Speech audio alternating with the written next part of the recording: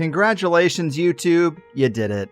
You wore me down and you sucked me back in. I have too many subscribers here just to walk away entirely, especially with no alternative that truly stacks up and so many copycat channels uploading my shows for me anyway. But we can't forget that THC's account here is on thin ice. And so the YouTube version of the show has to be prefaced with this little PSA, only to say that episodes that contain the kinds of themes that have been regularly banned on YouTube will not appear here. And even with that precaution, there's already enough in the archive to get us removed, so remember that the higher side chats could be banned or put in timeout again at any time. And I won't be able to tell you guys about it.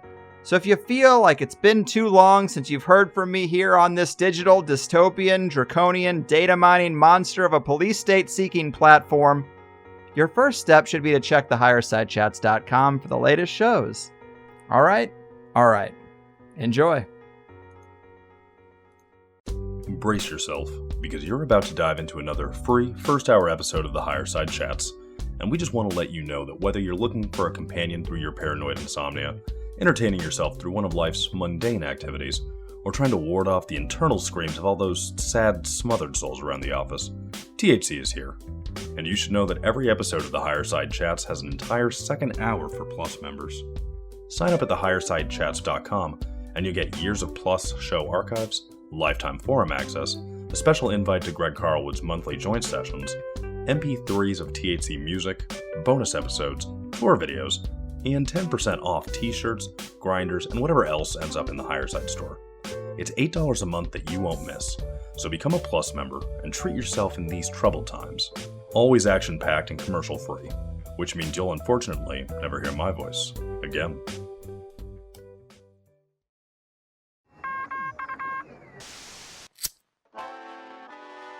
In the 1930s, President Franklin Delano Roosevelt addressed the nation through a series of radio broadcasts known as the Fireside Chats. His aim was to reassure the common man that our society would recover from its troubled times. Well, we're far from 1930, and I deal with a different kind of fire. For a new era of worldly frustration, we offer a fresh conversation. I'm Greg Carlwood, and these are the Higher Side Chats. Serenity now, Higher Side Chatters. How we doing out there? From sunny San Diego, I'm Greg Carlwood, and we have talked about many paranormal places, esoteric events, and pockets of synchronicity, but we're often still left wondering what to make of these instances of strange interweaving detail and hotspots of high energetic potency.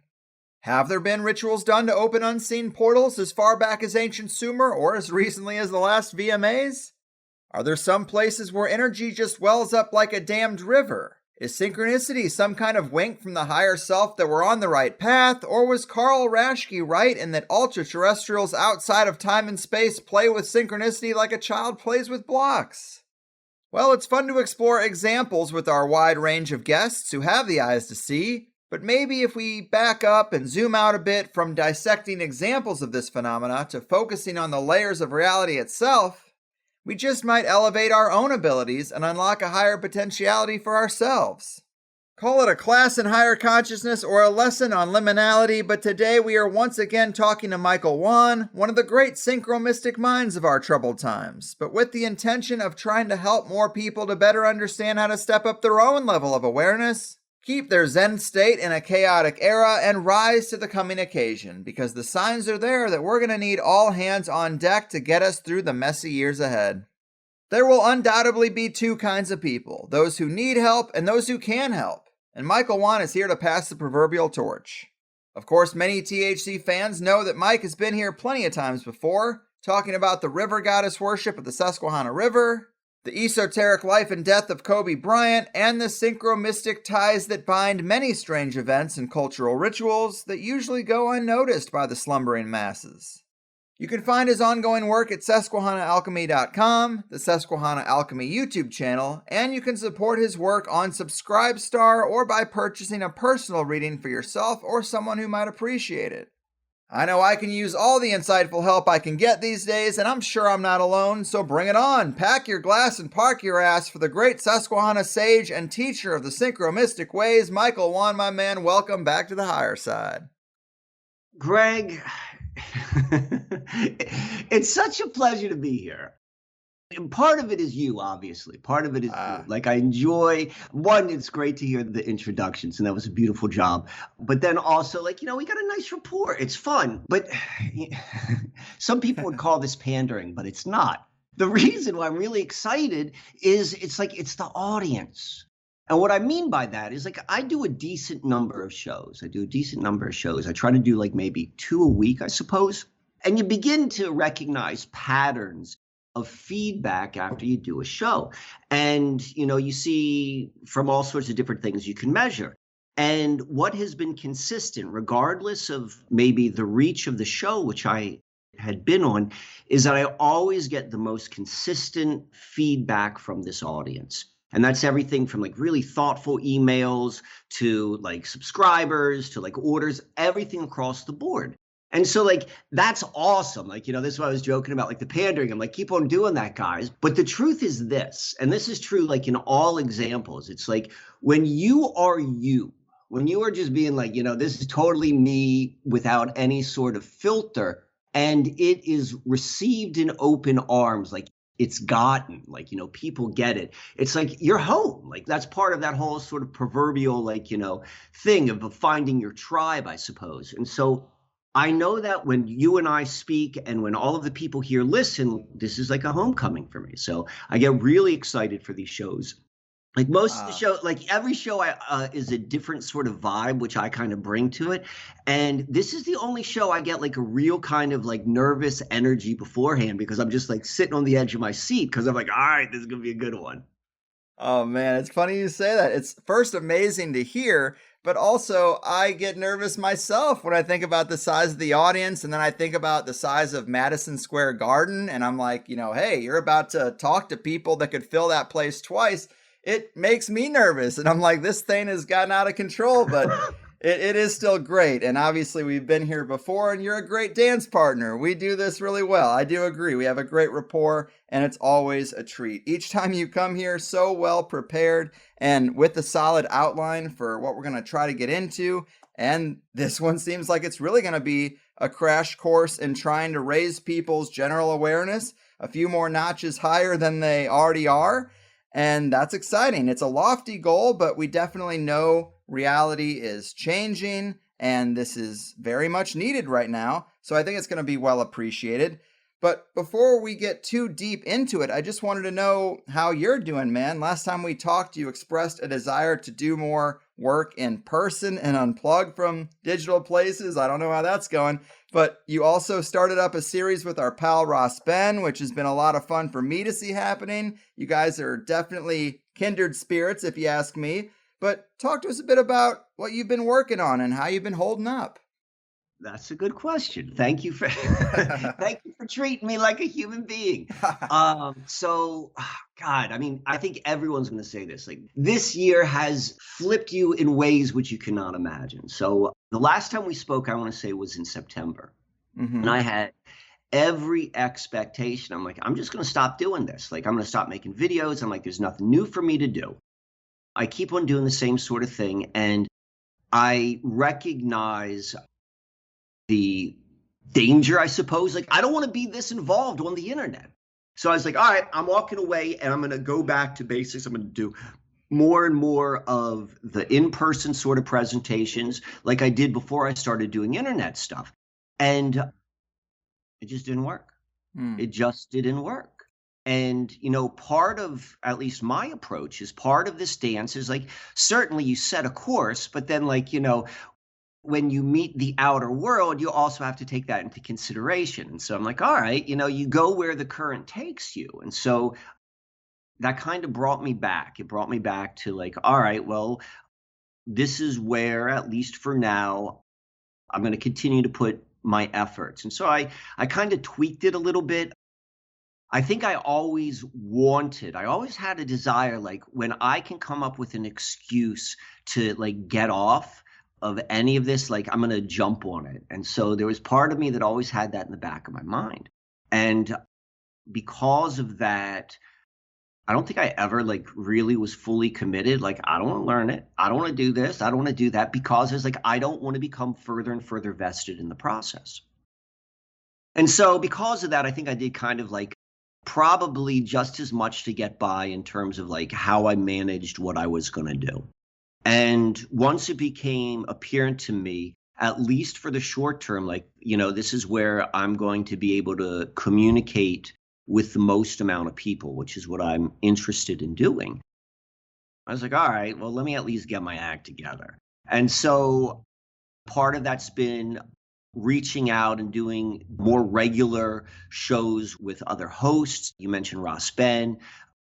Me and Howdy Mikowski have done some stuff together. Me and Emily Moyer do stuff together on a regular basis. And so there's that, and like figuring out my whole way. So there was that, but there was still this kind of like internal, like, I know that this is something I don't want to do for a variety of reasons. And so the flip side of that, and this is, very much what I think the nature of hopefully our conversation today will be about, is like, okay, I was unable at this moment to disconnect from the way I wanted to.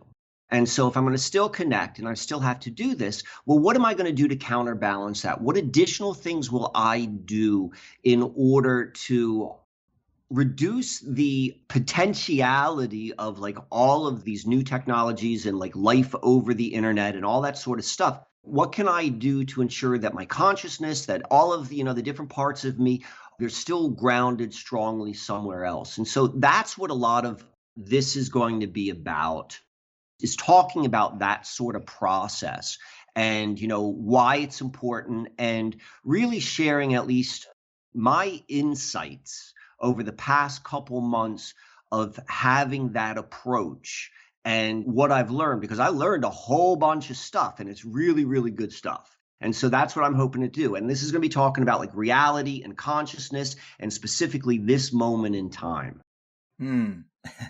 I love it. Yeah, we never stop learning.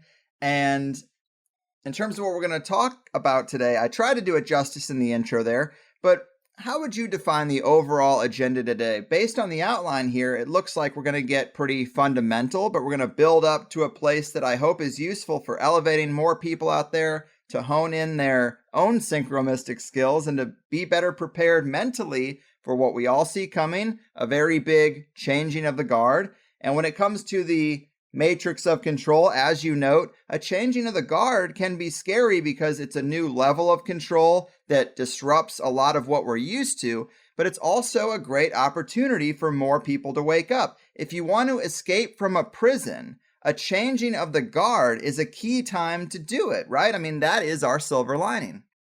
That is definitely the timing. So I want to go into like a whole bunch of stuff, like giving a model of reality in a way of like being able to understand what's going on and understand how we interact with it, because it is my personal opinion. And I'll be going back to this throughout the program, that it's fundamentally bullshit. And the escape from it, like the fear, is also fundamentally bullshit. But in order for it not to like manifest, is like, you have to be able to understand how it works. And so you're absolutely right. It's like, it all goes back to blocking and tackling. The fundamentals are what we do. And so what I've done on the show, what I like to do, and like the people who resonate with, like when I come on the show, or other people who are, quote unquote synchromystics, part of it's like storytelling. Part of it is storytelling, but it's really training. It's a training of consciousness. And that's every time we hear these stories, or we do our own sort of observations and our own sort of connections, which we make, what we're doing is we're training our consciousness. And so what we've been training with, though, is like kind of like the big picture sort of stuff. Like I used a little bit of a football analogy, but like we were practicing or training on a trick play, a Hail Mary, a flea flicker, like, it's got all of this pizzazz in it, and we get that. And that was very, very helpful. But we need to go back. And that's what I want to talk about, like how the fundamentals work. Because the whole thing, when you begin to understand it and see it for what it is, then you can recognize where and what you can go and where you can focus and understand it better. It's a peeling of the onion. So maybe that's one of the reasons why we began with all of the pizzazz, but then we're going to go deeper and deeper into the fundamentals. And when you hear some of these fundamentals, they're not going to sound like much. They're not going to sound like much. You're like, what? That's what's keeping me locked in.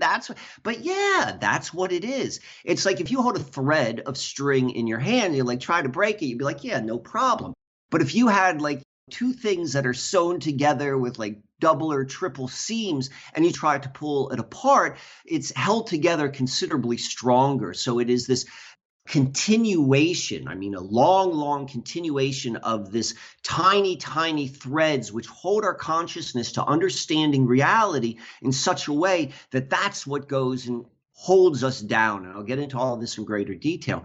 But what we're going to start doing is start just pulling at that thread.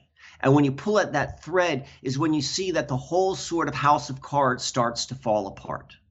Because I'm going to say one last thing before I get into a story. So the last thing I want to say, though, is one of the things which should be crystal clear, like if you're a fan of the show, if you listen to these shows, like you had to have come to the realization that, wow, they're doing a lot of stuff to us, right? You know, the food and the indoctrination and the air and the propaganda and all of that sort of stuff. And then, like, let's flip that on its head for a moment. It's like, why do you think it requires that much effort? Because this thing that it's trying to hold back just naturally wants to show itself. And so as we are figuring out like what it has been, which has been holding back this thing which wants to show itself, it becomes easier and easier. And synchromysticism is like the finger that points at the moon. When we practice synchromysticism, when we look at the world this way, when we enjoy it, and synchromysticism is fascinating, particularly the way I like to go and approach it, is like, you know, it's got a very conspiratorial element to it, but it's got a magic element to it, and it's got a like, well, I don't even know what the F element to it, like it's got the whole thing. And so that is like when we are looking at the world like that and seeing the interconnectivity, we are training our consciousness to recognize the interconnectivity, because one of the biggest things of what the entire program is about, and this program goes back thousands and thousands of years, or at least that could even just be part of the storyline as well, but it's about keeping us disconnected, like literally from being grounded from what things are and seeing things that are false. And so once we begin to realize that and see what real is, and it's a whole lot easier than you can imagine, then that string starts to like come undone with greater and greater ease. Right on. Cheers to that. So many thoughts, and it's easy to just get to talking, but I want to be methodical and stick to the outline that you put so much thought into. So yes, take us through this story that you had planned to tell, because it's pretty interesting. So I'm sharing this story because when we program our minds for synchromysticism, when we're just aware of the interconnectivity, and there's an interesting, I mentioned about like just straight up mysticism and straight up conspiracy. And like, there's some minds which are, in my opinion, like too heavily weighted in one or the other camp. And one is going to like miss the structure of like, you know, the world we're living in. And the other one is missing the unexplained mystery of what we're living in. But they both are dealing with the interconnectivity of things. And so when we begin to practice it with providing structure, but then at the same time having this element of mystery, your reaction with the world becomes more like that, because you are framing your consciousness to pick up and to interact with the world that way. So I'm going to give you like, I'm going to tell you a story, and that's why I'm telling this story as like one, because we're story beings and we love to hear stories, but more so is like, I want to just go point out how this stuff works and the majesty behind it all. All right. So this story begins, it's the last week of December 2020. So what was that, like 3-4 months ago? I was sitting at my kitchen table and I was really excited because I was working on my first project with Howdy. And we had agreed that we were going to both look at a certain location from our own perspectives and see like, you know, what we come from. So I'm excited. I'm sitting and I'm doing work earlier than I normally would, but I was just so excited. So there's a knock on the door, and this is a weird time of year. It's like, you know, the year has been weird to begin with, but like between Christmas and New Year's, regardless of whether you celebrate or not, like there's a weirdness during that time of year. I'm right in the middle of it. I just knock at the door, and there is an official letter for me. Not like a package, like where you get a box, but like where you get an envelope. And I'm like, all right. So I go and I take this, and it's addressed to me, and it's not handwritten on the envelope. It is printed out on a piece of paper with my name and my address. And the return address says, the Bastion Pero of Call, 650 East South Temple, Salt Lake City, Utah, and then the zip code. And so like immediately I know that this is the address, it's a spoof address, obviously, or I mean, I'm assuming it's a joke that it's coming from there, but nonetheless, I'm kind of like hooked in like, this has got this Masonic sort of implication. And sure enough, that address is the address of the primary Masonic lodge in Salt Lake City, which is like a really big deal if you know like the history of the church there. So I go and I see that, and I'm kind of like, I'm giddy and I'm excited. And I open it up and I pull out this folder, like a heavyweight folder, like it's real nice paper. It's dark blue and it's gold embossed. It says the ancient and accepted Scottish Rite of Freemasonry. And it's got like that double-headed eagle insignia on it. And I open it up and there's a poem, like a 6-stanza poem, and it's called the Susquehanna Gypsy. And I'm like, what the hell is this? And then there's also a silver dollar. From 2012, there's a silver dollar included in the envelope, and that's all there is. I immediately go and I'm giddy. I'm like, this is nuts. And I'm excited. I'm like, who's sending this? Like, I don't think this is legit. Like, I have a pretty good idea who I think sent it. It's not someone who I know well, but it's someone who I had done a session with. So I know him to that level. And they were a very interesting, like kind, unique person, but also like filled with mystery. I'm like, this definitely came from that person. Like it had the fingerprints on it. But I can't say that for certain. And I don't know what that person is behind, like what my experience was in our one conversation. So I immediately go and I'm like, this is too good. This is too good to pass up. I take a picture of it and I send it to a friend of mine who I have a very complex relationship with. It's a good relationship, but it's complex. And when it comes to like past lives, I don't know, like I'm open to it, but I don't know, like I don't subscribe to it 100%, but I don't like discount it. But this is the relationship which makes me think like, there's something like deeper going on just in the nature of the complexity of this relationship. So I go and I take pictures because if anyone is going to appreciate this in my life, I'm like, this person's going to appreciate it. So I send them the pictures. And about 5 minutes later, I get a response. And it's a series of numbers. And it looks like latitude and longitude. Latitude and longitude can be shown a couple different ways. One way is like degrees, minutes, and seconds, which is what I'm most familiar with. And the other one is like as a decimal. So if it's like 40 degrees, it would be 40 degrees and 16 minutes would be like 40 dot, whatever the percentage of 16 over 60 is. So I go and I see that and I'm like, huh.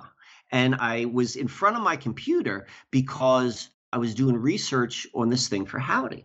And so I go and I put in the Latin long.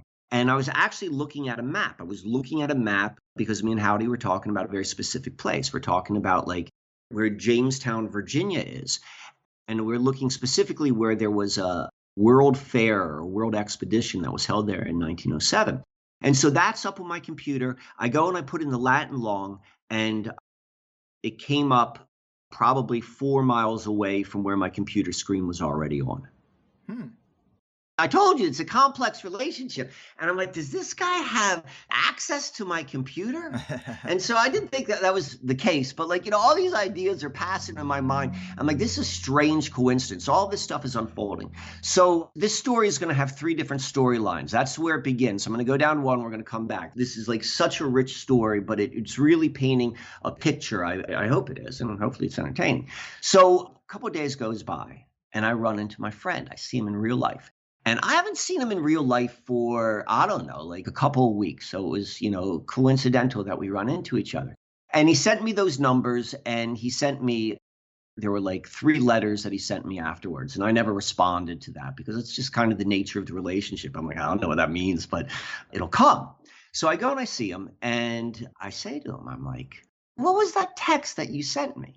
And he said, did you go to the coordinates? I'm like, yeah, I went to the coordinates. I didn't know what I was looking at. And he was like, it's where your great great grandfather is. Whoa. Now my curiosity is piqued and like almost like, I wouldn't quite say like I was in a defensive state, but my state just shifted because I'm like, how do you know who my great great grandfather is? Because I don't know who my great great grandfather is. Yeah, it's a little intimate. So, a little bit in the Mike storyline is that so my grandfather,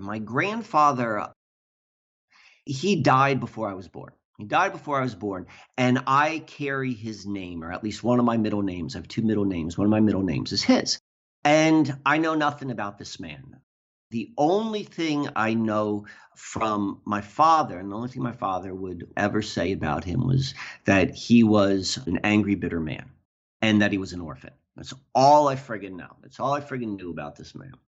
And so my friend says, like, he knows who my great grandfather is, and my great great grandfather is, like, all sorts of things are going up. And so he tells me the guy's name, and I've got all sorts of like mixed feelings going on, but overall I'm excited. And at first I'm like, this ain't true. And I go and I poke holes through it. I'm like, no, that name, that's not my great grandfather. And then I was like, the guy who told this to me, this guy is an expert researcher.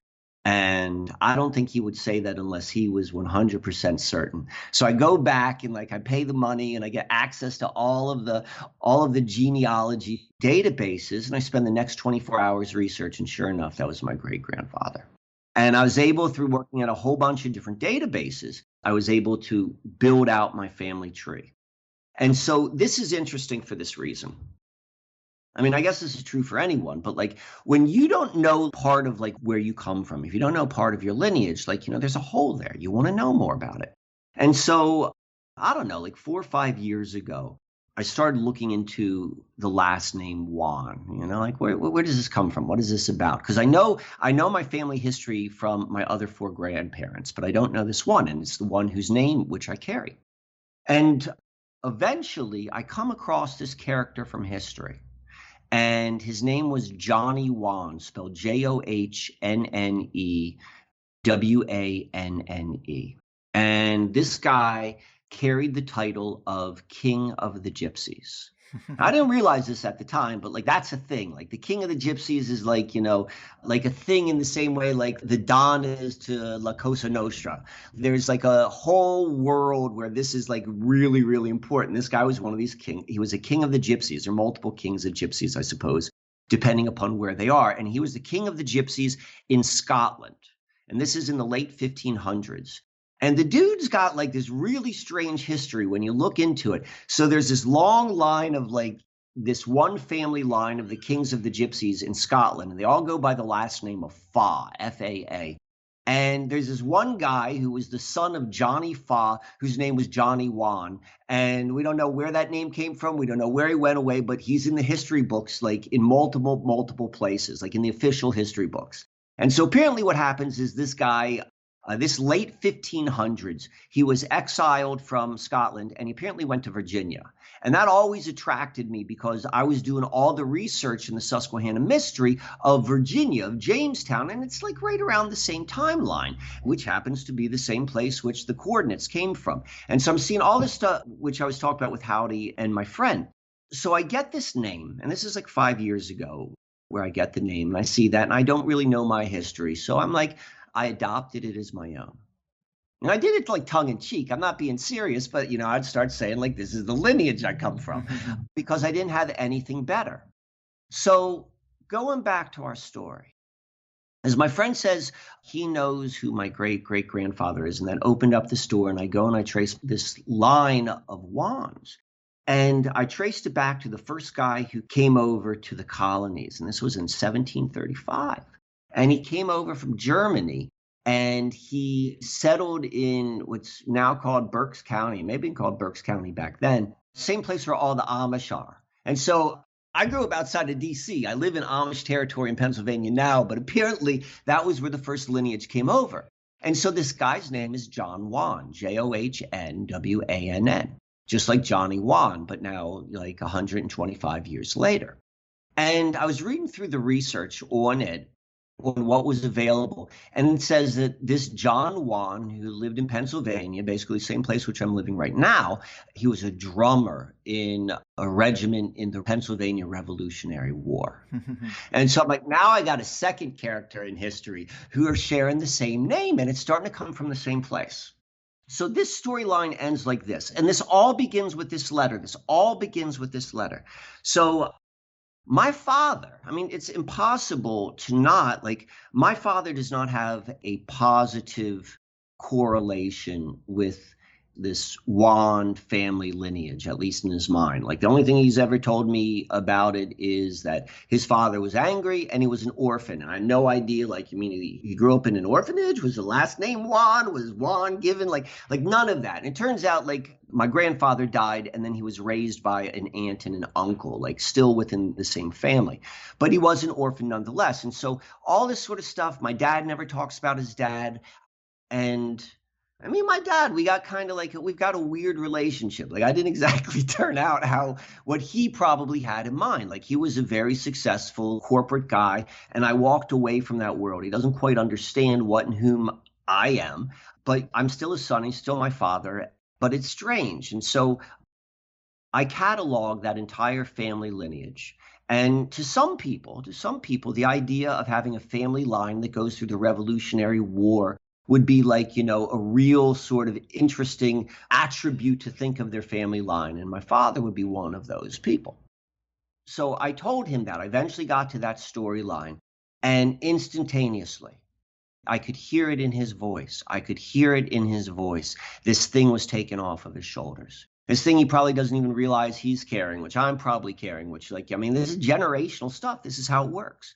But like that, the way he looked at what and whom he came from changed instantaneously.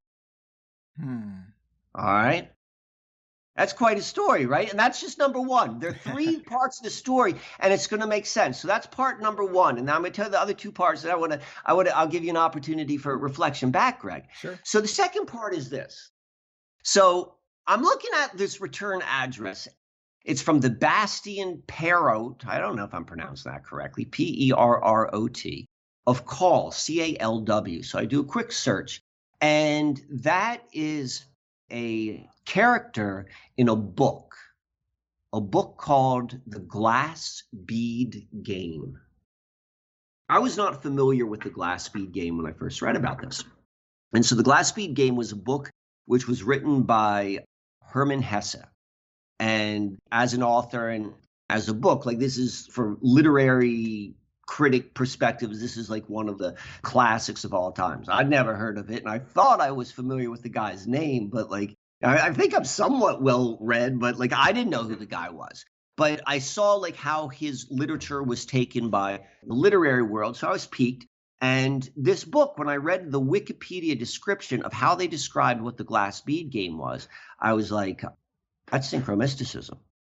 That is friggin' synchromysticism. They're calling it the Glass Bead Game, but it's the exact same thing. So I was like, all right, well, this arrived mysteriously on my front door, and, it already had this like crazy thing with my family and like, all this other connect. I'm like, I'm going to read this book. So I went out and I bought the book and I started reading it. And at the same time, I am in the process of reading. I'm in the second book of a series which I read to my two sons. They're 14 and 15, and that's probably one of my favorite things which we do together. Like, as they grow up, the reading has changed to be like age appropriate, I would suppose. And, we read about it and we talk about it, and it's both fun and it's a great way to teach and learn. And so we're reading a book series the first book is called The Name of the Wind. And I absolutely love this book, and we're having so much fun reading this book. So I start then reading simultaneously the Glass Bead Game. I start reading the Glass Bead Game, and I'm reading this just in private. And I quickly become aware that these are the same story. They are so friggin' connected. And keep in mind, the Glass Bead Game is all about synchromysticism. They're just calling it the Glass Bead Game.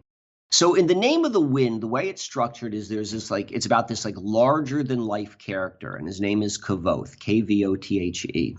And the way the plot is structured, it is that you've got this guy and he's kind of later on in life, or I don't know, he might be in his 30s, but he's already lived 2 full lives in those first 30 years.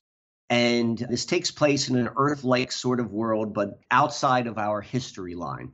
And a chronicler, one who chronicles people's lives, stumbles across his inn and he's like, oh my God, you're this mythic character. He's like, I would love to tell your story. And so we're on page 2000 total reading between the two books. The nature of this story is Kavoth, this larger than life character, who is telling his story to the chronicler. And 80% of it takes place in stories he's telling, and then 20% goes back to him telling it in the book real time. That's how it's set up. And this book, The Glass Bead Game, is set up just like that, but on the opposite. In the Name of the Wind is told from Kavoth's perspective. And now all of a sudden, you start reading The Glass Bead Game. The Glass Bead Game is about a larger than life character, but instead of being Kavoth, his name was Connect, spelled Knecth. And so how this book is structured is that Hermann Hesse, the author, is presenting this act of fiction as if it is true. And he himself is the chronicler. So this is the chronicler's end outcome of the book versus what I'm reading in the first book, which is the telling of the story. So the Glass Bead Game goes through telling the story of this Connect guy. And they're very similar, where the first book is kind of Earth-like, but it takes place in the past. This takes place in the future in the Glass Bead Game, but it's not a futuristic future. It's not computers and stuff like that. It's just all of the stuff has already occurred and has very similar settings and so forth. But the characters are diametrically opposed.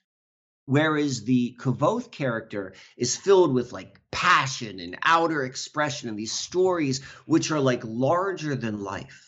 This Connect guy is the head and the magister ludi of the Glass Bead Game, which was this place where all of the finest minds in the country would come, and they were scholars and musicologists. And what they would do is they would find what we would call the synchromysticism, and they would try to present the most beautiful of stories in showing the most amazing connections in ways which no one would ever think are connected, but they're able to demonstrate the interconnectivity of the world to such a degree that it's both art and scholarly at the same time. And this character is completely different, where he's completely self-contained inside and balanced and focused. And I'm reading these books against each other. And so we're all on our journeys. We're all on our journeys, myself included. And to go and see these two characters and seeing how juxtaposed they are and being able to see how this is guiding me in my own story is an amazing gift, just in the same way that it first gave me, or the gift which it gave my father by this letter coming onto my doorstep, and which opened up all these doors in my family line. And now it's become even more personal.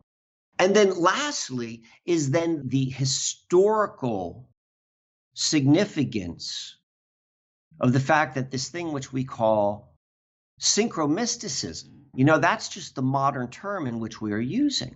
But this is an art form which has at least been told about as far back as this book. And so in terms of recognizing what we're doing and the approach in which it can be taken, and then the effects, both in terms of just an abstract idea, but literally through real-time experience.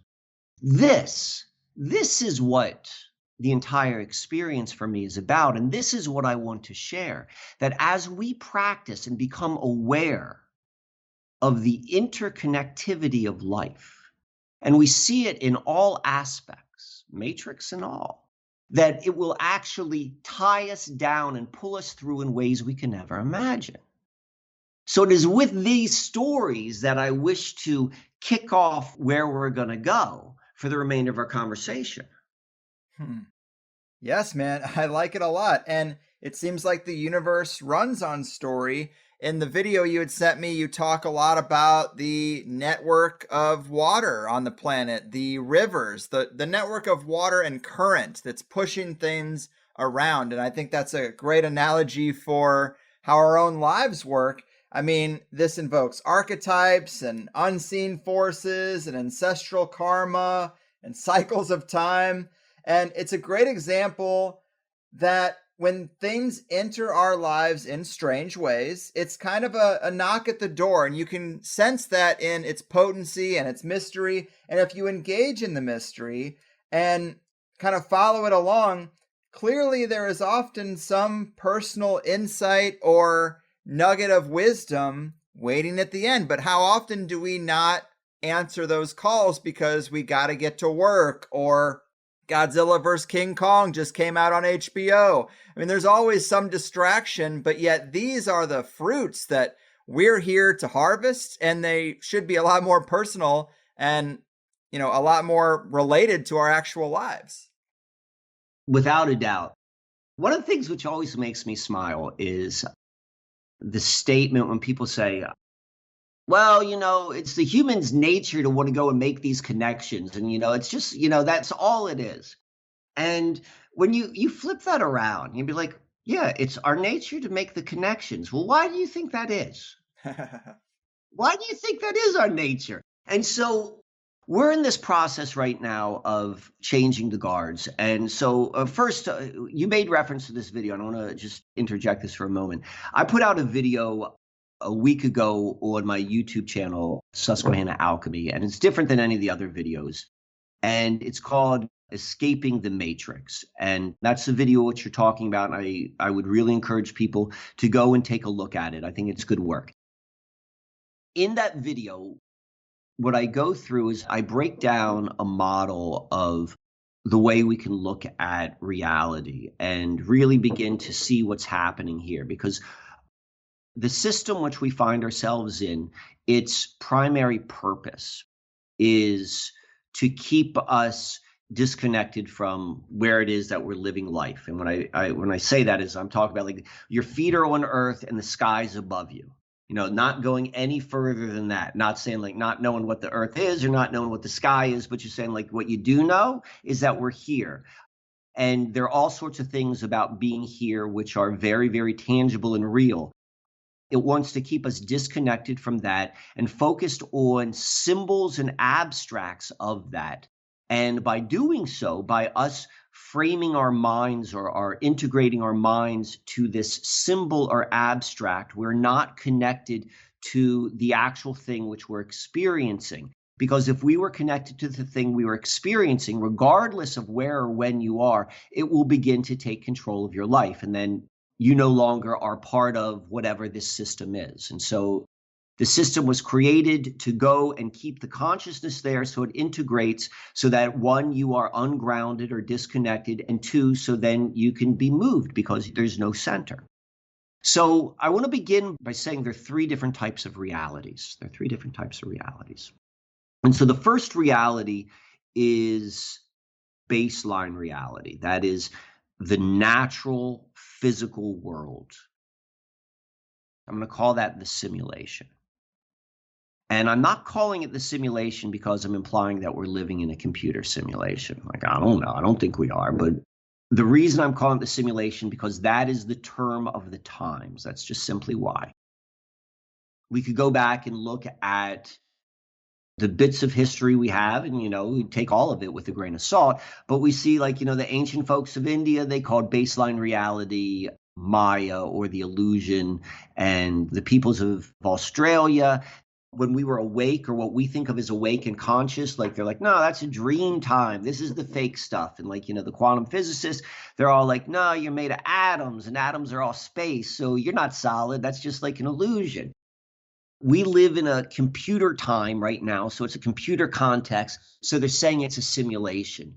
When I call it the simulation, when I'm talking about baseline reality, the one thing which I'm saying is it's seemingly not what it appears. I don't know what it is, but just like what it looks like, it's seemingly not that. It's not that. So the baseline reality is this natural world, and the natural world we're also indicating is different than what it appears. But nonetheless, that is the baseline reality. And then the second reality is the matrix. There's the matrix, and then there's just matrix. The matrix would fall underneath that general category of matrix.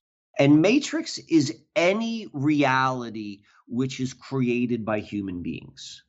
And there are some matrices which are in more harmony with the greater reality, and there's some which are totally inverse. And the matrix, when I use that phrase, I'm referring to like the dominant one, which we're experiencing right now, which is all about domination, control. And it is an inversion. It's an inversion of the laws and rules in which it exists itself. But it's still in a resonance. It's just a dissonant resonance or an inverted resonance with the truth. And so matrices are everything. It's language. It's all of our stories. Its structures are like cultural structures, organizations, governments, religions, the customs. It's all of that sort of stuff. That's where the matrix begins. And to be human is you are in a matrix. There's nothing, inherently wrong with the matrix. It's just understanding exactly, the way things kind of work. And so the matrix is the second reality and exists within or on top of the baseline reality. And the matrix appears to be most real because it's what we interact with our consciousness the most. It seems to be the most real, but it's the least real of the three. And the third one is which the simulation, and then therefore the matrix, exists within. And I'm calling that the greater reality, the greater mystery. And it is where all of the laws and the rules which makes the simulation run, it's where it exists. And this is a general model. Like we can take whatever story is just matrix. Some of them are more accurate than other ones, but like every story can be told multiple ways. They all fit within this general model. What we're doing when we're beginning to play with synchromysticism, and when we talk about that, is we point out the nature that all of the other realities, the simulation which we experience in our physical bodies, and then we have our, like more in our mental head, we're in this matrix reality, whatever that may be, but they're all permeated by this interconnectedness which exists beyond the curtains. And, there are all sorts of ways of describing it, but I just want to be general like that. But it is based upon the interconnectedness in which the other two exist within. It permeates it. So then that's kind of like the outer world, and we have our inner world. And our inner world is best understood with our consciousness. And there's lots of ways of thinking about and slicing and dicing consciousness. And so I'm just going to go and give one way. And if you're familiar with like brain states, like, alpha and beta and delta and theta and that sort of stuff, like, it kind of corresponds with that. But we use models. We use models as ways of being able to understand the abstract and sometimes the understandable, but they're not things themselves. They're just tools to help us understand. So the first consciousness is matrix consciousness. And each of these consciousnesses, these ways of thinking, they correspond to those three realities. That doesn't mean that they can't be used in the other ones. In fact, we're using the wrong ones in the wrong times all the time. It's just there is a correspondence. So we begin with naming consciousness, which is part of matrix thinking or matrix consciousness. And naming consciousness deals with this idea that everything has to be named, everything has to be measured, and everything has to be categorized and organized. And that certainly holds a place. It's very, very helpful for communicating. It's part of the human experience, but, too much of it is too much. But that is one of the techniques which has been used to keep us focused upon a matrix reality with an overlooking of the other two realities. And the reason why, or part of the reason why, is naming consciousness by its nature. By naming something, you are identifying how it is separate from the whole. When I call my hand, I am implying that it is different than my body, as just like when I call my body is different than everything else. And so we're slowly, every time we use the naming consciousness, we are reinforcing an idea of separation, of how things are not being connected. And I'm not saying don't use names. I'm just saying this is just kind of, we're going to the basics, the foundation of understanding how the system works. So an alternative to naming consciousness would be open consciousness. And open consciousness corresponds with the simulation or the natural world. And this is a way of thinking without using names, without naming something or categorizing, just simply observing. And this fits into like a lot of like Eastern sort of practices of like, emptying the mind and all that sort of stuff. And we're just describing different ways of being human and how we work these different tools which we have.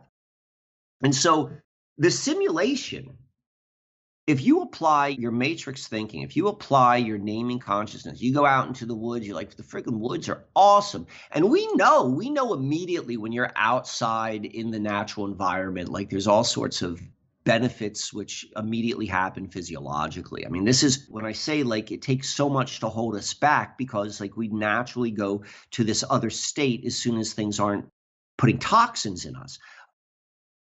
But if you go into the natural world and you're still using naming consciousness, you're not really experiencing it. You would need to go and utilize open consciousness, because the level of reality, the natural world, baseline reality, the simulation, it gets lost as soon as you begin to name it.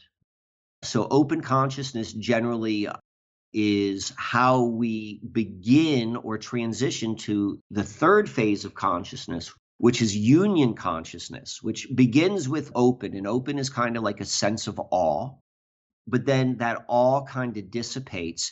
And then there is a merging. So it's like the mind remains open, and that merging happens because there is a deeper knowing. There is a knowing of the interconnectedness which one shares with this environment and where we find ourselves. That is the truth of the human being. We adapt to our surroundings. This is how we are, whomever made us, that's what we do. And so wherever we are, we become that. We adapt to it. We merge with it. And so if we, particularly when looking at the modern matrix, so when we look at and we think about like the most powerful tools, like, you think about TV. We know that when someone first sits in front of the TV, they go into a slight hypnotic state. And what they're doing is they're applying open consciousness. They are observing what they're watching with this state of awe, and then it shifts into this merging consciousness, and then they start becoming that. And so part of what the whole system is how it's set up. And once we kind of understand what's going on in this basic level, we can see how it's happening over and over again. And so what's happening is the outside of the matrix, baseline reality and greater reality. Most people are missing that. They're missing it because they are naming it, they're discounting it, they're not looking for it. They're using the matrix thinking on the world which they could be merging with. But then secondly, they are using this open consciousness then to merging consciousness, to merge with everything which is in the matrix, which are always just abstracts or tools of something which is true. And it is just pulling someone naturally. It's weaponizing, it's using our natural tendencies and abilities in a way to hold us into a reality which isn't real. And that's the whole game. And it is incredibly evident right now, and they're working at it really, really hard, because right now they're changing the structure of the game. But because of it, we're able to see everything much, much more clearly, and it provides us an opportunity to begin to put in practice, to recognize how we go and in ways we can't even imagine, and we'll go into those examples shortly, of ways which we are completely blending our consciousness into the matrix reality and how that impacts the way we see things and do things. Mm-hmm. I like it. That is a lot to chew on, but I think even though it can sound pretty fundamental, these things can be subtle, like the threads analogy you used earlier. Like a lot of small threads can create a lot of drastic effects. And so many of us are walking through life unconscious or just going with whatever mode our subconscious has us in, or we're being led around. And I was just thinking kind of about the differences between inside and outside. I mean, in the completely man-created world of our domiciles, it's all rigid and structured and straight, whether it's property lines or the fences around them or the doors and windows, even coffee tables, tile floors, walls. Our appliances are basically just boxes, even picture frames and our screens. We are just kind of obsessed with these rigid, straight angles. And you get out into nature and none of it's like that. None of it is all clean and neat. It's one big thing. And it just goes to show the types of thinking we can get stuck in. And most of us spend most of our time indoors, which is why I think nature seems so fascinating once we actually step out into it. But little modes of consciousness over time, they definitely affect the reality we're living in. And there's a huge chasm between inside and outside. And I think that's kind of a great way to think about the simulation you're talking about versus the matrix and the fruits that are yielded by constantly being in one type of thinking versus another. Absolutely, absolutely, absolutely. So, and if you're listening to this, it's not meant to be like, oh, these are the problems with the matrix. This is meant to be able to understand how it works. And the reason why I shared that story in the beginning is like, listen, when you begin to like consciously understand what you're practicing, which is like, I'm still in the matrix world. I'm still living in a square house. I ain't going to move out into a teepee tomorrow. But that being said, it's like, okay, well, if I can't do that, this is why I was told that computer story in the beginning, like if you can't do that, if you're not ready for that yet, well, then what you can do is begin to align to something which is true. You're already aligned to something which is false. Now you have to go, and when you begin to align to things which are true, and we're defining true is based upon the natural laws in which we find ourselves in, well, then we become ingrained with that. And then the outer world begins to change to us. And it sounds nuts, but that's how it works. I've talked about this in the past. What we need to understand, there is a false apocalypse, age of Aquarius, which is being fed to everyone right now. To use Ross Ben terminology, this is timeline manipulation. There is a timeline, like quite literally, and this goes, I've talked about astrology a lot on the show, but there is they using, and we'll talk about this later, Greg, a false astrology timeline, and then just like they're just telling the story over and over again, and people are getting swept up into it. Like it's that real, and that's what's happening right now. So now let me go. I want to go. How much time do we have left? Do we talk straight through and then you edit out, or do we want to go in the first hour like we do a break? We do typically talk straight through. I know everyone has a different process, but we also aren't really super limited on time. It's not a rigid thing. Awesome. I never want to take up a guest's time or full day, but like we still have a couple things on the agenda for what we were going to consider the first hour, and that's fine. Good. I want to make certain that I get some stuff into the folks who just listen to the first hour and encourage them to listen to the second hour, because we're going to get into more specifics. So we want to go back and look at Mesopotamia. So Mesopotamia, so this is like Sumer and then Babylon. And so the story which we're told, this is the story which they teach us in our schooling, is that we got a bunch of people and they were just like nomadic, and they're like walking around and like, God, this nomadic, this sucks. Let's go and like settle camp. Let's just commit to being here. And that was between the Tigris and the Euphrates River. And, that was the Fertile Crescent. And then civilization was born. This is what it is.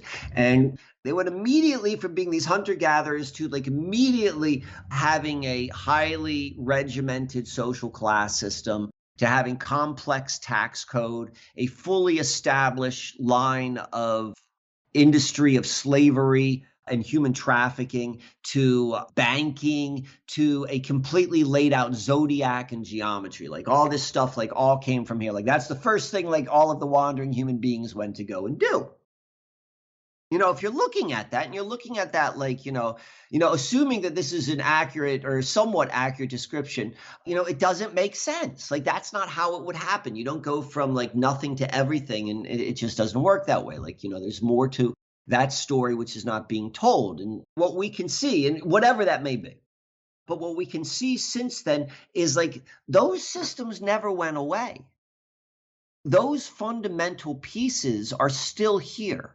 We are in those systems. We have a very different expression.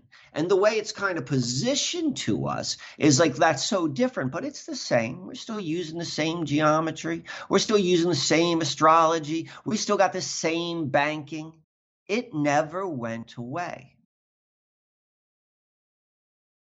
I want to go into calendars, but I want to point this out. First is that the human being becomes the environment they're born into. You take any one-day-old baby, you put it in any household, and whatever language they speak in that household, that baby at age 2 will be speaking it. Their mind melds to it. If they speak 10 languages, their mind will meld to the 10 languages. Same thing has happened like with habits. Whatever the habits were of the people who you lived with in the first 7 years of life, chances are you're doing them right now and have no idea. Why is that? Because you became those, you internalized it. If anyone who's ever caught themselves saying or acting or behaving just like their parents, that's why it happens. But it doesn't end there. We become the system which we are born into. And these systems have always been in place. We are all part of this civilization matrix. Like these are the small strings that hold us in place. So that being said, I want to share with you like one more personal story. And I think this will be a nice way to stop in our first half. So calendars.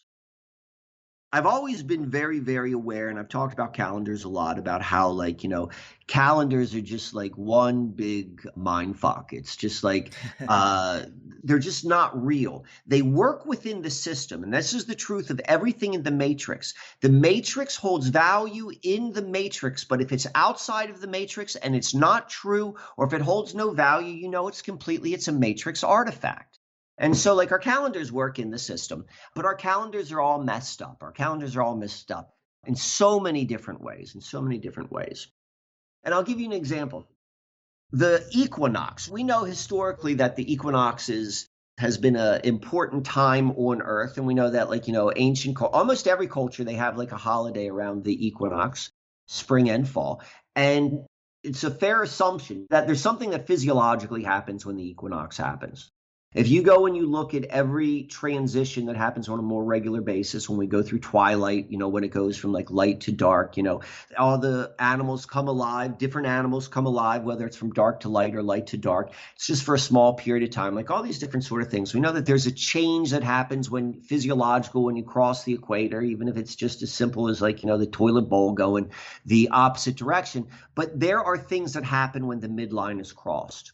And so when we receive light from the sun, whatever the sun is, and we're very, very sensitive to all of this light, that's a midline. We go from like light increasing to like decreasing. And so it's fair to assume that the equinox is something of significance. One of the ways this is kept hidden from people is like the fact that no one knows that like ancients used to worship it that way. Or if they did, they think of it as like something like arcane, or they think of it as like even people who practice it, they're practicing it in a way which was told. But even if you find your own way to interact, and that's the truth of what all ceremony is, ceremony has to be alive. And to be alive, it has to be real to you. That doesn't mean you can't practice another ceremony, but it has to be alive. But nonetheless, if you actually go and you look, if you go to like the websites where they keep track of like sunrise times and sunset times, and you go and you look, you see when is it actually equal time daylight and equal time nighttime. The equinox is defined in a couple ways. It's like said to be the midpoint between the earth and the far, God, what is it? No, it has to do with the wobble. It has to do with the wobble. It tells us about like the seasons, and it's like, these are like the main points. That's just an abstract. These are ideas. It's an abstract. Maybe it's accurate, maybe it's not, but it's an idea. You can't see for certain. Or people think about it as counting days. And again, that's another abstract. It's just an abstract. It's not a real thing. Like, it's really real in the fact that you're counting, but it's not a real thing you're counting. It's not like an apple. But the one thing which is true is that the light changes. That's the truest definition, the objective definition of what the abstract is. That there is one point, or actually 2 points, in a solar cycle where it is equal amounts daylight and equal amounts darkness. And so it would be kind of interesting, significant, I would imagine, by being alive on this environment, on Earth. And if we know that, what do you do and what changes and what happens? And if you go to those websites that tell you when those days are, you'll see that particularly this year, for example, me in Philadelphia, changes a little bit depending upon where you are. The equinox, which we just had, and most people think happens on March 20th or March 21st, it was on the 15th. The 15th is when that actual physiological thing happened. These are the things that they go, and it keeps us off balance, even if we're trying to go and become connected. So all that said, that's just a setup for this. One of the things which I did, I was like, all right, well, I'm going to go, and if I'm going to spend more time doing things on the computer, if I'm going to spend more time doing things on the internet, I'm going to do more of these things. What am I going to go and do and deepen my connection outside of the matrix? And calendars have always been a big thing for me, as I said. And I've always been aware that, they're all jacked up, that October is 8 and it's the 10th month, and all the other stuff is all jacked up. So I'm like, all right, well, let me get back to basics. And so there's there's 12-month calendars and there's 13-month calendars, but those are matrices too. The 13th month is a better matrix than the 12-month one. It's more accurate in a way. It's got certain benefits to it. But it also is not the truth. It is not the objective truth. We manage our lives and our days, our activities during our days, through the months. And the month obviously has a correspondence to the word moon. It is based upon something real. And the month is now an abstract idea of a true cycle called the moon. And we've got these months, and 13th or 12th. But if you really want to be connected to it, you have to go on the month cycle. And the month cycle is always changing. It begins when it's dark. It doesn't begin when it's full, because nothing forms that way. I guess you could do it that way, but I choose. I've redone my calendar. I'm still in the matrix. I still need to go and schedule times, but I redid my calendar based upon what the actual moon cycle is. I would plan my week every day on Sunday. Every day on Sunday, that's when I plan my week. But if you go and you look at the moon cycle, what it literally is, if it begins on the new moon, and then you got a quarter moon, and then you got a full moon, and then you got a last quarter moon. Those are basically where the weeks come from. The weeks are a symbol of, they are an abstract of the truth of the cycle of the moon. So I'm like, all right, sometimes it's going to be different, because it changes all the time. But, sometimes my week, what I'm calling a week, and a week is just an idea, but it's really my planning. It's when will I do the planning? It will be in these segments of what is true in the heavens. And so, but it's all, I lined it up with the calendar, so I still know what the real date is. But the point I'm trying to make, I'm not telling everyone to go do this. What I'm trying to go and inspire to people is begin to look at what's real. Begin to realize that all of these tiny things which are being attached, which are going to go and hold us onto the matrix, they're just going to bring you along. All we got to do is begin to start taking ways, these small little things which we do. I still need a calendar. I still use calendars. I like to plan out. That's helpful for me. But now mine is grounded primarily in the natural world. If you're going to ask a good question, the good question is isn't the moon a control system of Saturn? We can answer that in a moment. But I'm using that as an example of these are the ways which we break out of the matrix as much as anything else. If we're still thinking that all of the matrix stuff is true, well, then we're still connected on this very, very deep foundational way. Yes. And I think the moon calendars kind of thing is a great example because you can hold in your head what day of the week it is, which we all do, but then you also need to hold in your head, well, where is the moon in its cycle? Because everybody will say that new moons and full moons, these are real opportunities to start something new or wrap something up. So if you're planning your week on Sunday, that's fine, but you look at where the moon is in its phase and be like, oh, well, Thursday of this week is a new moon. Maybe these new things I'm going to cast out into the world, these new goals of mine, these changes I want to make, I should plan them for Thursday in accordance with the new moon because the energies will be right and I'll be going with the flow of energy as opposed to against it. And it doesn't really matter what day of the week it is, except for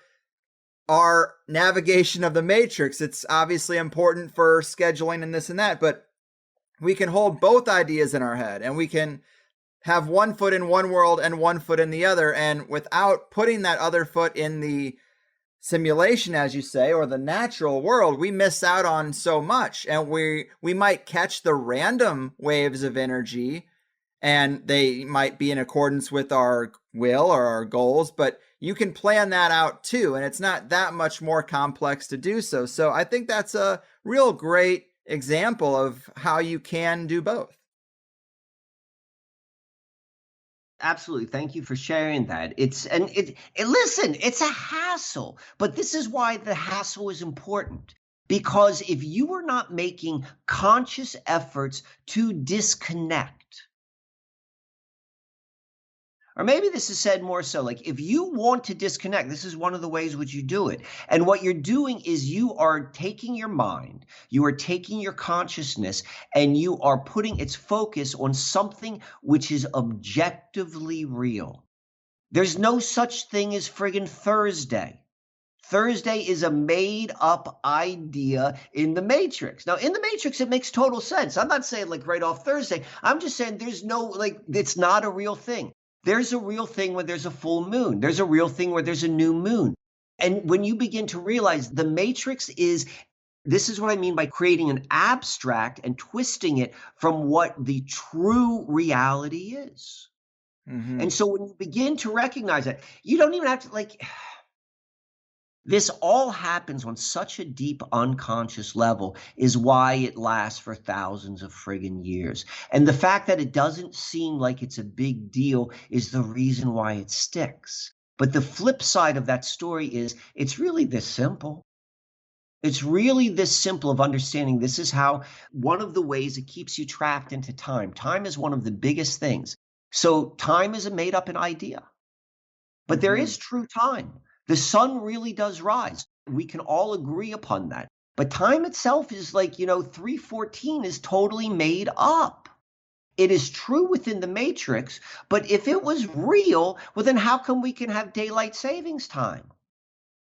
How come we can just change it forward and backwards? How come you can have 1 foot in one time zone and 1 foot in another time zone? It's fake. Just pointing this out to yourself and reminding yourself, like everything in the Matrix, it works like on the deeper level is because you just assume it like, this is just the way things are. Like there is kind of a relativity in the fact that there are folks in one part of the world who are seeing the sunrise and some folks are not. But again, that's kind of abstract because you cannot actually experience that until you can begin to go and see that in the consciousness of your own mind, I suppose, without using their technology. But it is breaking down the threads that hold our minds to seeing life on this mundane level is how you begin to free it. And it's not just to free it, it's then to tap it back into something which is objectively real. And so these are all different techniques. And this is like literally what you have to do. Like whether it's this or something else, these are the techniques. Like, we mentioned this about like sharing secrets. Like this is what we're all doing right now. I just shared with you Mike's secret. I got a clue, and we're going to talk about this in the second half. Like I got a clue from a friend of mine about astrology, a couple weeks ago, I completely flipped my understanding to see what's actually going on. And so it's like we are all in this period of like in very practical, mundane ways of working with this stuff which we work with. As we let go, as we begin to see what it is, to move away from the abstract and realign to the truth, this is when the rest of the stuff, like the strange letters being sent to you, and then finding out your family history and like, which then all that does, you know what that did? That did something real for my father. All of that was a story which did something real for my father. And that, my friends, is real.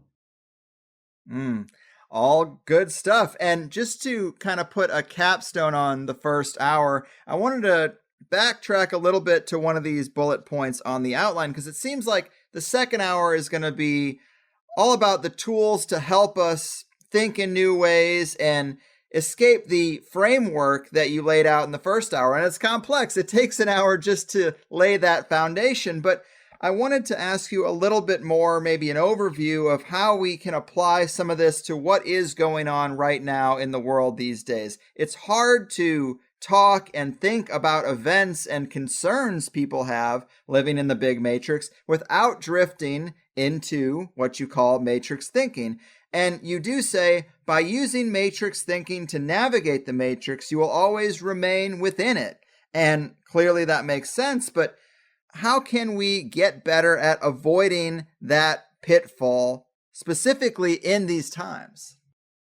Well, you begin to recognize all of the techniques of the matrix and their effects within you. And so that should be a good clue as to the degree in which you are maybe connected and you're impacted. What's going on right now is it is a huge smoke and mirrors song and dance. Like it's real, like they're really people like who are putting into real action a false storyline. Vaccine passports and the Great Reset and all this kind of stuff. None of it is technically real, but it might affect some people's lives. And we are in the middle of the last, really since 1945 has been like, we're in a major transition point right now. Will it last 2 years, 2 months, 10 years? Who knows? But we're in this period where everything is changing, particularly like the new currencies, like new governments, like new ways in which people live their life, the new normal. All of that has been the setup for this moment. Like this is the moment where the greatest number of people are the most prepared for us to try to pull this off. Like that's what's happening right now. And there's a storyline that says all of this is done for our growth. Like I think that's if you're going to look at it, like that's a great way to look at it. But like it's not real and this is what's happening. But it really is being implemented. It's just the foundations aren't true. So the same thing is what I just talked about with changing the way which I still use a Gregorian calendar, but I use it based upon Mike's rules. And Mike's rules are like I'm aligning it to the actual moons. And so my month begins when you're 14. As you begin and as we begin to recognize all of the different things which are fake about now and participate in the way you best can. I'll tell you what you don't want to do is fight it because that's what it wants. It's like beginning to see what it is, and then you put your attention elsewhere in something. So you can't plan right now. There's no planning. Everything in the matrix has prepared you to prepare for your future and all this sort of stuff. I mean, some people don't do that, but like all of those plans are gone. And even if you wanted to make plans, you can't make plans. Like, oh, well, what about I want to go and take a trip in 6 months? Well, you might not be able to travel in 6 months, or all that sort of stuff. Everything is in the moment right now. And the only thing you can really do is realize what you're participating with and also be reassured that it's not real. You can't participate in it. The more you participate, the more it will become real. So I think that's an important thing. And then knowing how to go and connect and understand what is real. What is real? Isn't that funny? Why would you call it is real unless you want it to become real? Real, right? That's all part of the word magic. When you take a false concept and you want people's minds to believe it's true. So what is real in the natural world are things which you can see and touch and experience, but then you can understand it from a greater perspective. So I talk about this in the video a lot, and this was like the beginning of all of the Susquehanna mystery. What we think, this is what's called the simulation. It's not that it's fake, it's that it's not what you think it is. I don't know what it is, but it works in different ways. And so you can move through life. You will move through life, even through matrix life, if you are connected to something deeper and real. They do that all the time with their magic.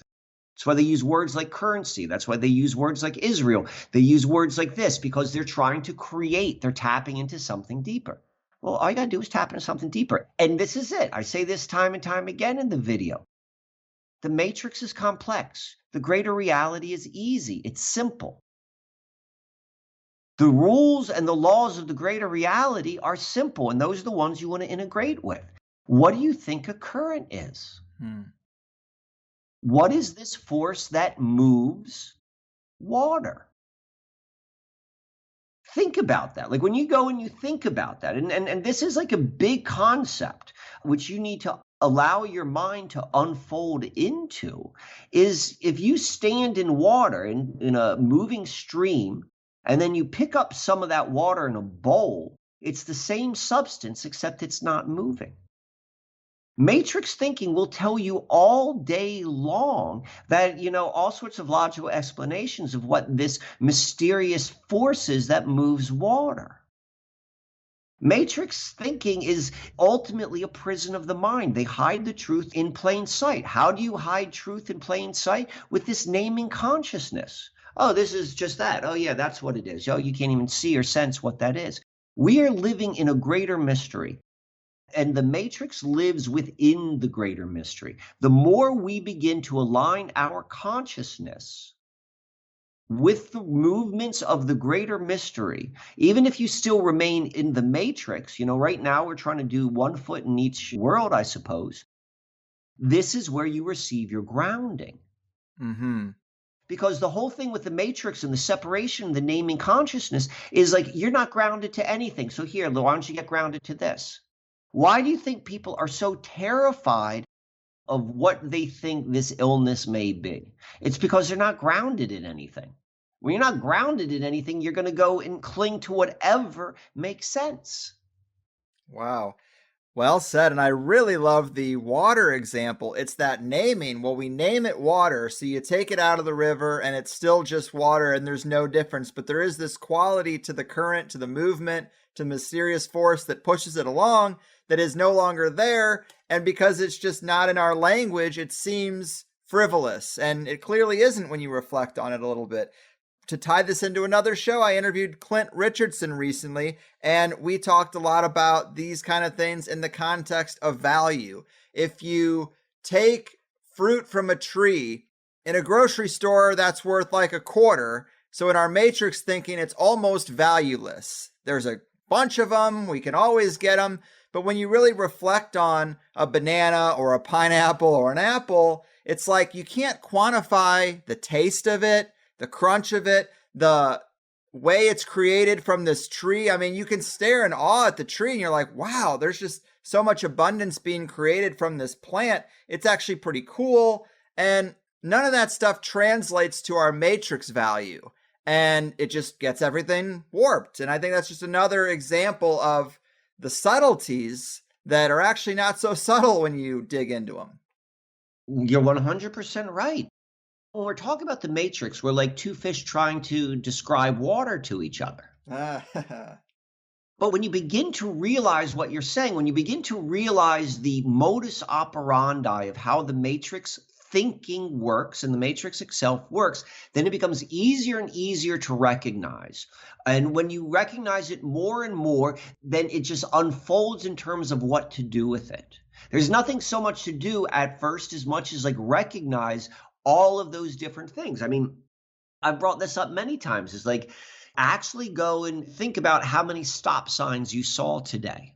If you live in a more dense area, you probably saw more, and you probably saw at least 2 times, if not 3 times more than what you can count, because there are all these others that are in your peripheral. And then you go and you extrapolate that out to like how many stop signs you see in a year and how many you see in like a lifetime. And it's, I don't know, it's like, you're probably approaching a couple 100,000 impressions, all with the exact same symbol, same color, same font. And that's going in your consciousness. You're like, oh, well, what's the big freaking deal, right, dude? Just calm the F down. There are billboards out there that say, like, have a Coke and smile. Why don't you smile? Well, go back 100 years ago. How many stop signs did they see in their life? None. Yeah. There weren't any cars. I'm surprised they didn't make the stop sign a hexagon, actually, now that I think about it. But maybe seeing big red stop signs over and over does subconsciously limit us and condition us in deeper ways than we know. How could it not? If we know that you learn your language, not from flashcards, but just being in the presence of people speaking, you learn the grammar, you learn all these sort of different things, maybe not perfectly. This is how we are. This stuff has effects on us. To think it doesn't have an effect on you, everything has an effect, just like what you're saying about the square rooms. And so the point is, I think right now is like we become aware of all of that. And in the areas that make sense to you, you'll be like, okay, I'm going to go do this. I'm consciously choosing to align my consciousness this way to something which is real, something which is objective, something which doesn't have a story, something that I can go and it's tangibly in my hand. Mm-hmm. I'm with you, man. And also, I just want to add ceremony to the stack. You mentioned earlier that it has to be alive, but you also said this was a good tool in the outline. We talk a lot about elite ceremony around here, but what would you want to say about its general purpose and what it can look like for us and maybe us creating our own ceremonies in our own lives? All right. Great question. So ceremonies, the first question is like, well, how do you define ceremony? What do you mean by that? So a ceremony is a conscious effort to integrate, merge, blend with something, usually something which is going to be non-material. I mean, like the earth is material, but maybe let's say you'd want to, like if it was a stream, like whatever it is that you're like, okay, I want to connect with it and I want to go through something where this will deepen my connection. And connections in quotation marks, like it's like, whatever that may mean. So that's what ceremony means. And we usually think about that as a ritual. A ritual is a type of ceremony. A ceremony is always like a ritual. When you think about these esoteric ones, they're usually to connect with something, to integrate. But in a very general sense, ceremony is a very human process. And this is what we need. We've lost our ceremonies. We've been given other people's rituals, and they're usually dead. When you perform a ritual, and it's dead, it has no meaning. You're not filling it with your own life. And what your life is a general desire to do it, to participate, to merge with that which it is. It's just dogma. That's what dogma means. It's like it's a dead ritual. It's a dead ceremony. So ceremony, I think, is one of the most important things. And human beings are immensely creative. And I think that we need to go and create our own ceremonies. I think the word ceremony has like a bit of a connotation to it, like a formality to it, and maybe even an intimidating factor to someone. Like, well, I can't do a ceremony. I'm not a priest. And like, no, it's part of the human experience. Like knowing what it is that you value, that you want to connect with.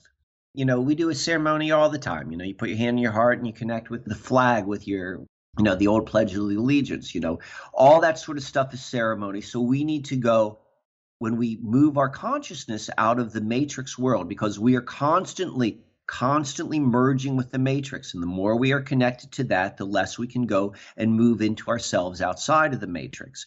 So we use ceremony in whatever setting, as long as it's true and real and you know what you're doing and you're creative with it. And this is how you connect, applying union consciousness. That union consciousness is ceremony. They're one and the same. To something outside of the matrix. It is immensely, and I wouldn't say significant, I would say it's a necessity in terms of being able to move outside of a particular way of thinking and being. Wow, really, really interesting. I have heard people who practice magic talk about the value of creating your own feast days. Don't just go by the calendar. We have all these days: Columbus Day, President's Day, Martin Luther King Day. There is no reason why you can't take your own heroes and idols and mark on your own calendar, calendars, but the day they were born or the day they died, or create a day where you decide what is valuable, and on a yearly basis, you pay tribute to those qualities or those people that you appreciated. I mean, there's just a lot more power we have that just goes unrecognized, even in something simple like that. We're just led around by, well, what goes on in March? What goes on in August? And we don't ever decide what we put value in. Kind of interesting. You're absolutely right. I mean, I personally think that what you want to merge with is like a force of the greater reality, beyond like a story or a person, because there is something very, very deep and tangible to it. It doesn't have to be, in my opinion, it's not like what we think of as a religious sort of thing. It is a conscious way in which you are going to go and blend. We talked about the current earlier, like in no mincing of words. From my experience, my conclusion, my opinion is that the current, like the literal current, which you just don't think is a big deal, it's just the way water moves, that's one of the most important things on this entire planet. It is what is the living symbol. Like, you can't hold a current, can't touch a current. It's not a thing, but it moves water. It moves life. To me, a ceremony where you blend with that makes the most amount of sense to me, because you are blending with the unfolding of life. You don't know what holds before you, but you are saying, like, let me go and blend with that. I think things like that are the most powerful things that one can do. Their ceremony too. So for people who are maybe struggling with how to do that practically, are you talking about meditation? Well, I guess that depends. I create my own ceremonies all the time. So this is what I mean by alive. What's important to you? What are the things that you place value on, and you work with those? I mean, ceremony can be meditation, but, I'm a little bit more material and physical. Symbolism. I'll tell you what, there's something which I offer. It's called the Susquehanna Mystery Ceremony. And it's a way which people connect with the Susquehanna River. It's the oldest current on the planet. It's the oldest current on the planet. If you can understand what that implies, well, then, good. So the question is, a lot of people are like, okay, I want to go and have an experience. And, obviously you can do whatever you want on yourself, or like on the river to yourself. But what I did was I made a quilt. I made a felted quilt. I'm really talented with my hands, so I make all sorts of crafts. So I made a felted quilt of the Susquehanna. And it's a replica. It's in harmony. I knew what I was doing. It looks like it. It's a sympathetic representation of the Susquehanna River, and even more so with the current, what is actually moving the water.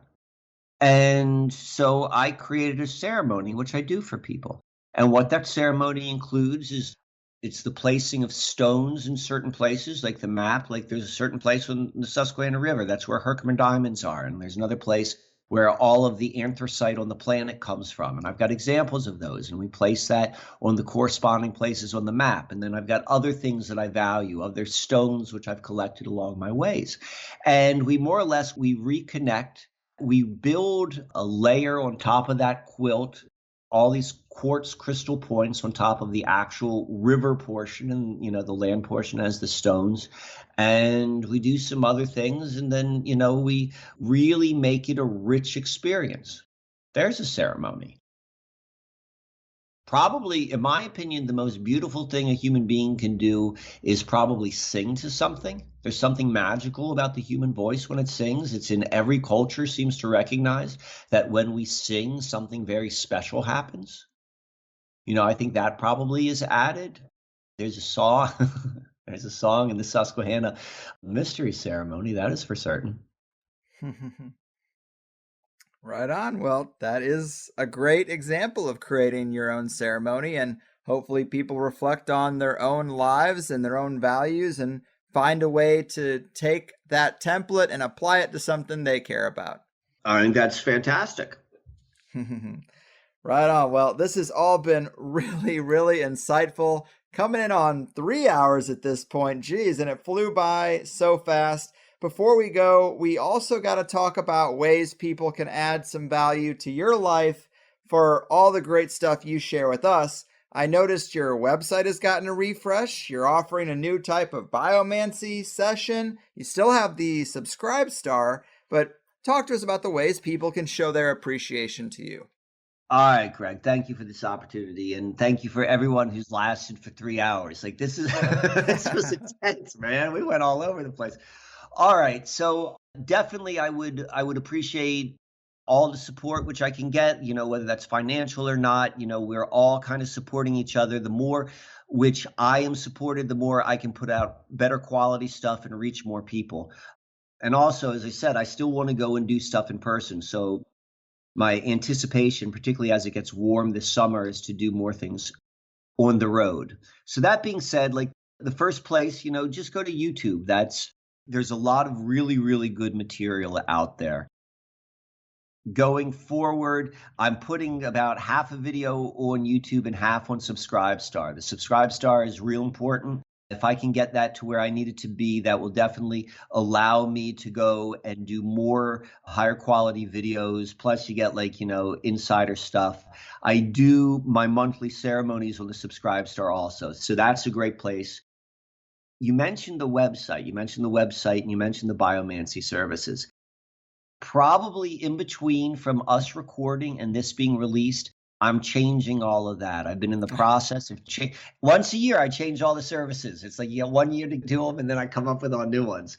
And so I'm about to come up with a whole bunch of really good services. Go there. I'm calling it Skymancy now, and it's dealing more with the objective reality. That sheet, Greg, which I made for you, I'll make those for other people, and I'll explain how to use it, how it's beneficial, how they can use this to really move throughout the matrix. I've got a whole bunch of services, like any sort of one-on-one work. You go to Susquehanna Alchemy and you can find that there. And then what I'm really excited about, and are you in front of a computer right now? I am. All right, go type up susquehannaalchemy.threadless.com, or if you're on my website where the t-shirts are. I just opened up a t-shirt shop and stickers, and I'll be the first one to say it. Like, I'm not exactly the most unbiased critic, but my stuff's pretty fantastic.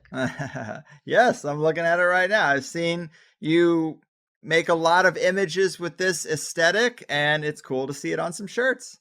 Well, they're like 8 different designs. I got the art on there. I got the prints. I got the stickers. There's a whole bunch of really interesting things you're not going to find anywhere.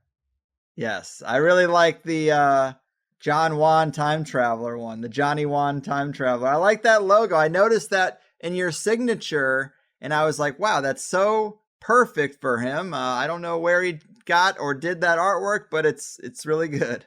James Turek, he's a listener, and I did a session with him. He did that. He made that for me. And so it's like I try to have fun and like the stickers. So that's a great fun way which people can support me too. Go there, get a shirt, get a sticker. That would be fantastic. Send me an email. I rarely respond to comments, like anything which is posted online, unless you're Subscribestar. But if you go to the website and you send me an email, like I always respond to all of those. I love to hear from people. This is a lot of fun. That's what I think I get the most out of doing this, is because I really do like interacting with people. And so I welcome that opportunity. Awesome. Well, man, it is always a pleasure. I'm just such a big fan of how you see the world and tie things together. So an overview of all that stuff and a show about helping more people adopt the tools and techniques and mindset that you have, I think that's really much appreciated, and I'm glad we've become such friends over this whole journey. You are one of the greats, and thanks again. Take care out there. Thank you for having me. Thank you, Greg, and all the listeners. Thank you, too. And boom goes the dynamite, a near 3-hour episode with the great Michael Wann, trying to get deeper into the head of the man who has taught us so much. Talking about how he sees the structure of reality, the cause and effect of symbols and consciousness and synchronicity, the philosophy that drives him. It was fun. I'm really glad we could try to go about it this way. I think we started pretty fundamental. We took a long time to lay the base, and I can't expect Mike to know what this audience has heard and what level everyone is at. Plus, it's also good to be reminded of ideas that are easy to forget and so often drift into the background, or we tend to overlook them while we go through our day-to-day life. But because we took quite a bit of time to establish that base, I just kept pushing where we would end the free show because I wanted to give you guys a little bit more. And, well, we ended up with a pretty long one, and the second hour is definitely awesome. There were so many interesting things said. I don't think I've ever really thought about apocalypse phonetically being a match for epoch eclipse. One era ending, one beginning. Definitionally, sure. But it's interesting to see it work phonetically, too, pretty much. I like that idea that a changing of the guard is the best opportunity to break out. When the elite play a big hand, yeah, a lot of people comply and are driven further away from the rest of us. And a lot of other people finally start to tumble down the rabbit hole and reverse engineer, hey, wait a minute, if this was a lie, what else could be a lie? And I had this in my notes. I don't think it got brought up in the interview itself. I hate to repeat myself if it did, but it's the credo or the mission statement that Mike has added to his website recently. But he says, the purpose of Susquehanna Alchemy is not to provide solutions, but to teach how to identify and avoid the traps of the sick and clever system, and inspire our collective remembering of a harmonious, plentiful, and completely different way to experience life on and with Earth. That's well said. I think it's pretty clear talking to Mike that mission statement permeates through pretty much all the work that Mike's done. It's also great to see him and Ross Ben doing shows together and comparing notes on this stuff. Be on the lookout for that if you're curious. I think you can find it on either one of their YouTube channels. Also, Mike made a really interesting point about current and currency and the movement of currency. I think maybe that was a second hour thing now that I think about it, but maybe part of the success of this show is that I was lucky enough to happen to peg it to marijuana, something real, something potent and natural, something that has risen in popularity almost right along with the show, funny enough, a show that breaks down to THC, driven by topics that are inspired by the qualities of the plant's wisdom in a lot of ways. Happy accident. And maybe that's why Apple is so successful. And like he said, Amazon. So many brands that attach to natural things. I don't know how we explain Samsung or Sony, but I think there's something there. Maybe mechanical companies and tech companies are successful by pegging themselves to something dead. Since they are at the apex of the anti-life agenda. Obviously, I'm just spitballing here. My thoughts are not nearly as well developed as our guests, but I do what I can. And speaking of our guests, I know that every listener cannot support every person I bring on. It would be pretty crazy.